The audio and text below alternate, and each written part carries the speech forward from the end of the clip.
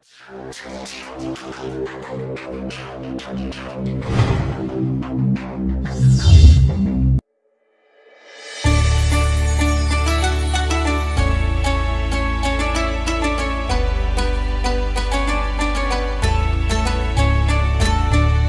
saya Fidina, pengacara Drag Channel anda.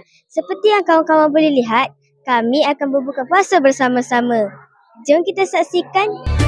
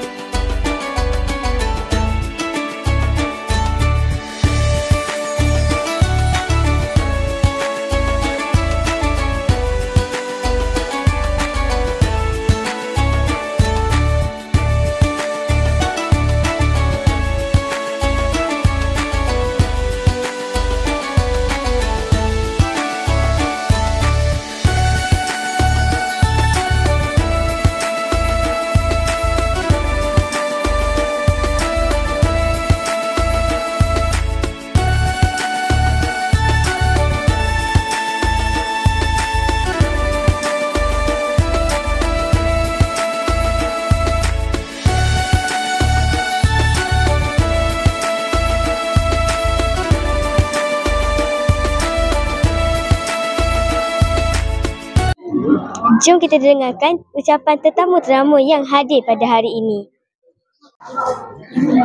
Bismillahirrahmanirrahim. Assalamualaikum warahmatullahi wabarakatuh. Alhamdulillah pada petang ini pihak sekolah Kebangsaan Pancing Merah telah mengadakan iftar Ramadan bersama persatuan ibu bapa, pihak BG sekolah dan juga meraihkan anak-anak yatim di sekolah Kebangsaan Pancing Merah.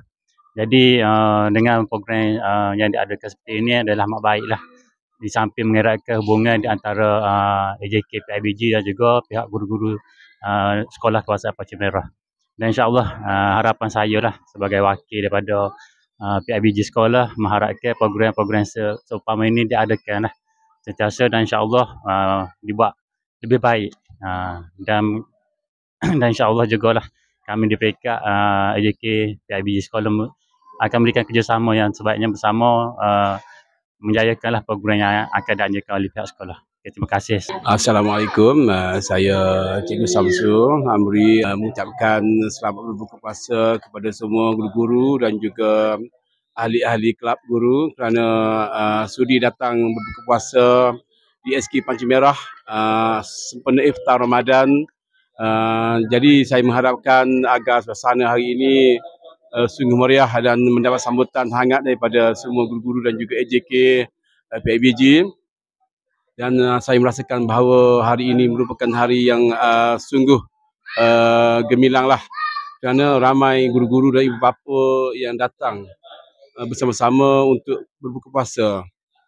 Saya mengharapkan ianya mendapat sambutan pada masa-masa akan datang. Sekian, terima kasih.